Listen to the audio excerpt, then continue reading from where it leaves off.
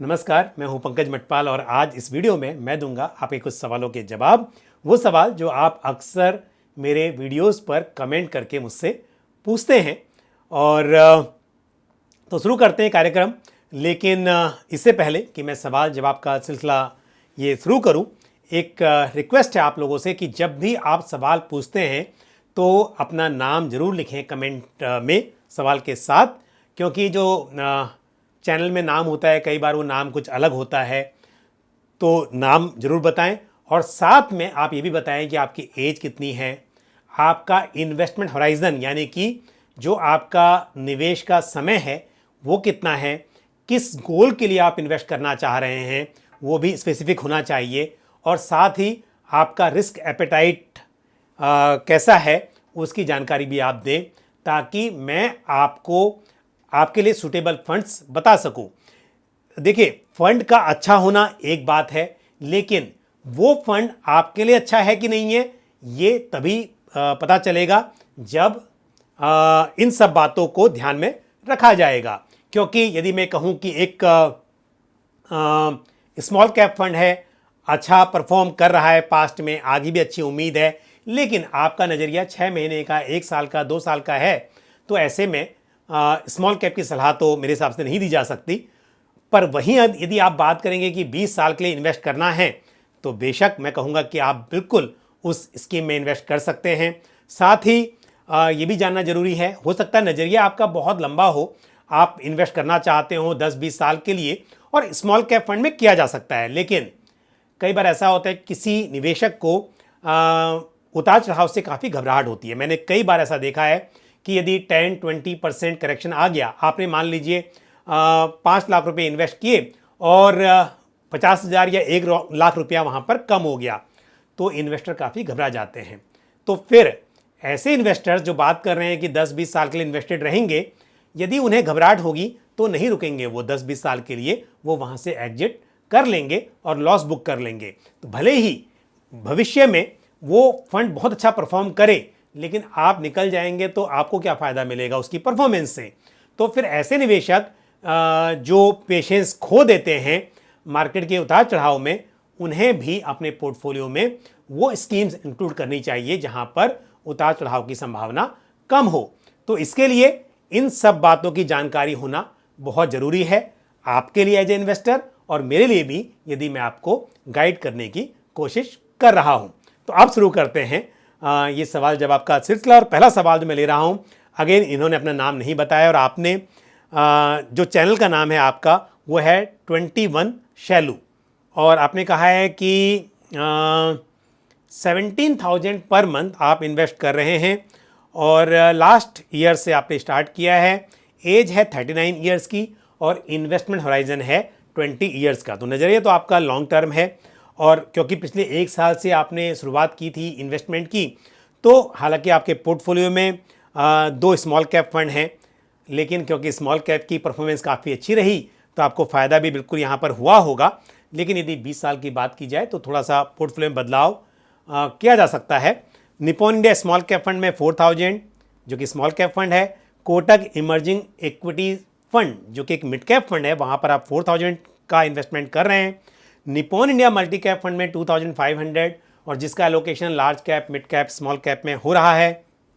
UTI value fund उसमें 2,500, आदित्य बिरला सन life flexi cap fund में 2,000, HDFC top 100 fund में 1,000, और PGIM India small cap fund में 1,000। ये है आपका एलोकेशन। और साथ ही आपने बंधन स्टर्लिंग वैल्यू फंड में 3 lakh rupees, Franklin India balance advantage fund में 1 लाख, और साथ ही कोटक इक्विटी हाइब्रिड फंड में 1 लाख रुपए इन्वेस्ट किए हैं। और पोर्टफोलियो आपका अच्छा है, लेकिन जैसा मैंने कहा कि लॉन्ग टर्म के हिसाब से कुछ बदलाव यहाँ पर किए जा सकते हैं। तो मैं आपको यहाँ पर ये कहूँगा कि एचडीएफसी टॉप 100 फंड में जो 1,000 रुपीज़ आपने इन्वेस्ट किया है, यदि आप इसके मुकाबले एक इंडेक्स फंड लें, लार्ज कैप इंडेक्स, और वो भी इक्वल वेट इंडेक्स फंड, तो आप चाहे तो एचडीएफसी का ही HDFC Nifty 50 equal weight index fund में इन्वेस्ट कर सकते हैं। ये बदलाव आपको करना चाहिए। और स्मॉल कैप में आप बिल्कुल बने रहें, कोई प्रॉब्लम नहीं है, क्योंकि आप बात कर रहे हैं लॉन्ग टर्म की, तो भी रह सकते हैं। मिड कैप भी ठीक है। यदि यूटीआई वैल्यू फंड के बजाय यदि आप दूसरा कोई वैल्यू ओरिएंटेड फंड अपने पोर्टफोलियो में शामिल करेंगे तो मेरे हिसाब से वो एक बेहतर डिसीजन होगा। और ऐसे में जैसे कि क्वांट वैल्यू फंड है या ICICI Prudential value discovery fund है, ये फंड्स मुझे बेटर लगते हैं। बाकी फंड्स में आप बने रह सकते हैं, तो आप इस पर ज़रूर विचार कर सकते हैं। बढ़ते हैं आगे और लेते हैं अगला सवाल जो पूछा है। आपका नाम यहाँ पर लिखा है चैनल पर SARH, शायद सार इसे प्रोनाउंस करेंगे। तो आप आसाम के रहने वाले हैं और आपने कहा है कि आप मेरे वीडियोस देखते हैं, so thank you very much. और आप 20-25 साल के लिए इन्वेस्ट करना चाहते हैं, 3 करोड़ का आपका टारगेट है और ऑलरेडी आप इन्वेस्ट कर रहे हैं कुछ फंड्स में। UTI Nifty next 50 index fund में 2000 रुपीज़ पर मंथ 2023 से आप इन्वेस्ट कर रहे हैं। ICICI Prudential US blue chip fund में 2000 पर month, Tata small cap fund में 1000, Nippon India small cap fund में 1000 और एनपीएस में आपका कंट्रीब्यूशन हो रहा है 11,000 पर मंथ का 2017 से। अब आप कह रहे हैं कि मैं आपको सजेस्ट करूं कि टारगेट अचीव करने के लिए आपको क्या स्टॉप करना चाहिए और क्या यहाँ पर और ऐड करना चाहिए, और साथ ही आपने ये भी कहा है कि आप 10% से स्टेप अप भी करेंगे। तो आपके पास निफ्टी 50, हालांकि नेक्स्ट निफ्टी 50 है, यहाँ पर आप कर रहे हैं लार्ज कैप में, बल्कि मेरे हिसाब से आप यदि निफ्टी 100 में करें तो आपको निफ्टी 50 भी मिलेगा और निफ्टी नेक्स्ट 50 भी मिलेगा। निफ्टी 100 करना शायद बेहतर होगा, या फिर आप Nifty 50 equal weight index fund में करें तो ये अच्छा रहेगा UTI Nifty next 50 index fund में इन्वेस्ट करने के बजाय। ICICI Prudential US blue chip में आप बिल्कुल बने रह सकते हैं। स्मॉल कैप में आपके पास में 2 फंड्स हैं ऑलरेडी, ये भी ठीक है, 2000 की एसआईपी है, बट मिड कैप आपका मिसिंग है। आपको मिड कैप जरूर एक ऐड करना चाहिए और मिड कैप में Motilal Oswal mid cap fund या मेरे एसेट मिड कैप फंड आप कंसिडर कर सकते हैं। और यदि आप ऐसा कहेंगे कि इस वक्त पर आप अमाउंट ऐड नहीं कर सकते हैं तो भी मैं कहूँगा कि मिड कैप में एक्सपोजर आपको लेना चाहिए, और उसके लिए एक तरीका है कि आप स्मॉल कैप में आपके पास 2 फंड हैं, उसमें से आप एक फंड में से निकल जाइए और मिड कैप फंड को ऐड कर लीजिए, वो शायद बेटर होगा, तो आपका एक्सपोजर मिड कैप में भी हो जाएगा। तो 6000 की एसआईपी, 25 ईयर्स, 12% का CAGR और 10% से स्टेप अप, ये सब पैरामीटर्स को कंसिडर करते हुए यहाँ पर निकल के आता है कि 2 करोड़ 36 लाख के आसपास इकट्ठा हो सकते हैं। और आपने की है बात 3 करोड़ की, तो थोड़ा सा इन्वेस्टमेंट को आप बढ़ा लीजिए। यदि आप इसे बढ़ाकर 8000 रुपीज़ कर देते हैं 6000 की बजाय, तो ये 3 करोड़ से भी ज़्यादा 3 करोड़ 14 लाख बन सकते हैं 12% के CAGR पर। मैंने NPS को यहाँ पर इंक्लूड नहीं किया है और उसकी एक वजह भी है। NPS भी यदि मैं 10% का रिटर्न वहाँ पे एज्यूम करूँ तो एक अच्छी खासी राशि वहाँ पर इकट्ठा हो जाएगी। लेकिन भविष्य में यदि आप बात कर रहे हैं 3 करोड़ की, तो 3 करोड़ की वैल्यू बहुत कम हो जाती है। यदि आप 6% का भी इन्फ्लेशन लेकर चलें तो 3 करोड़ आज से 25 साल के बाद में 3 करोड़ नहीं होगा, बल्कि वो करीब आज के लगभग 69 लाख के आसपास होगा। तो इसके लिए आपको समय के साथ इन्वेस्टमेंट को बढ़ाना होगा ताकि आप 3 करोड़ नहीं बल्कि 12 करोड़ रुपए, यानी कि 4 टाइम या 3 टाइम समथिंग इतना बड़ा अमाउंट इकट्ठा कर सकें। All the best to you. अब लेते हैं अगला सवाल जो पूछा है शरणप्पा जी ने। शरणप्पा, आपने बताया कि आप कर्नाटका के रहने वाले हैं, 30 ईयर्स के हैं आप, और आप सिंगल हैं और आपकी फैमिली में आपको मिलाकर कुल 3 मेंबर्स हैं और 36,000 की आपकी सैलरी है और 7,500 रुपीज़ आप हर महीने इन्वेस्ट कर रहे हैं।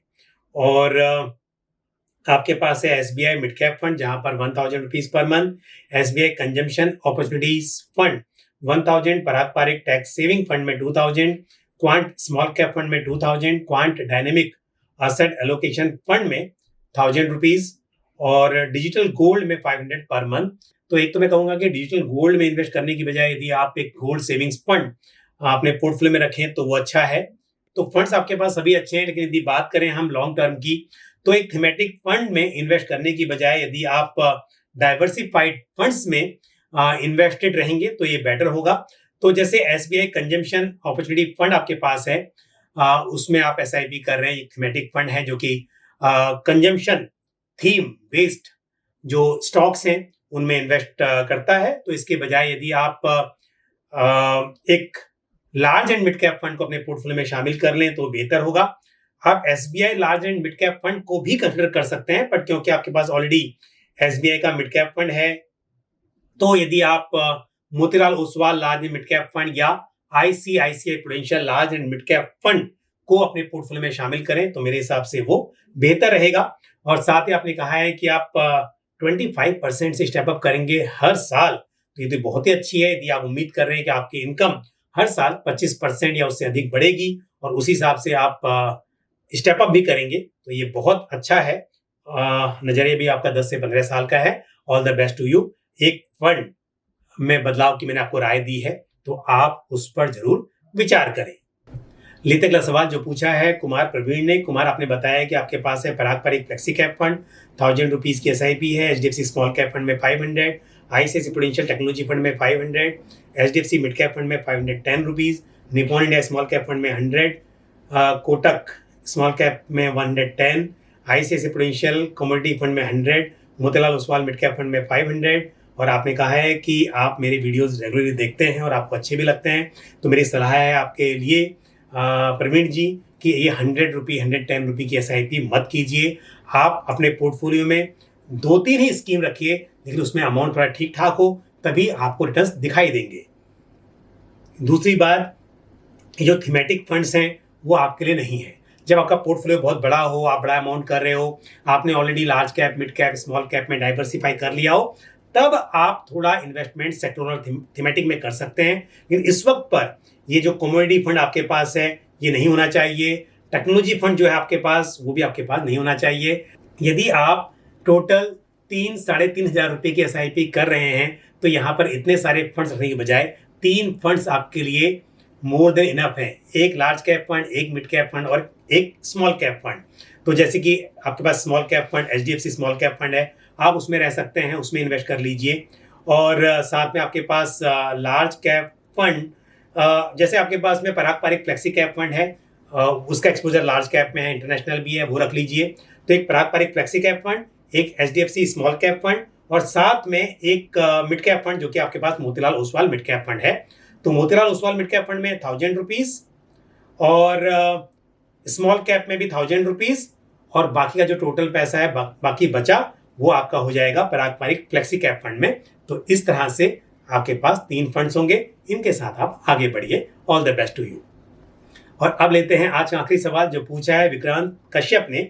विक्रांत जी, आपने बताया कि आपके सेविंग्स अकाउंट में कुछ पैसा अवेलेबल है जो कि आप 1 से 2 साल के लिए म्यूचुअल फंड्स में इन्वेस्ट करना चाहते हैं और जहां पर आपको अच्छे रिटर्न्स मिल सकें, हाई रिटर्न्स मिल सकें।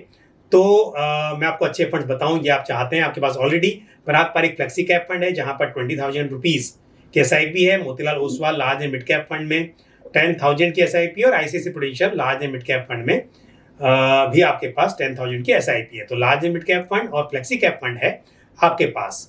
तो लॉन्ग टर्म के हिसाब से ये फंड्स अच्छे हैं, लेकिन यदि आप बात कर रहे हैं 1 से 2 साल की, तो 1 से 2 साल के लिए अच्छे रिटर्न्स की उम्मीद करना, उस हिसाब से इन्वेस्ट करना शायद ये काफी रिस्की हो जाएगा, क्योंकि equity by nature inherently volatile होता है। तो इक्विटी में उतार चढ़ाव की संभावना हमेशा रहती है।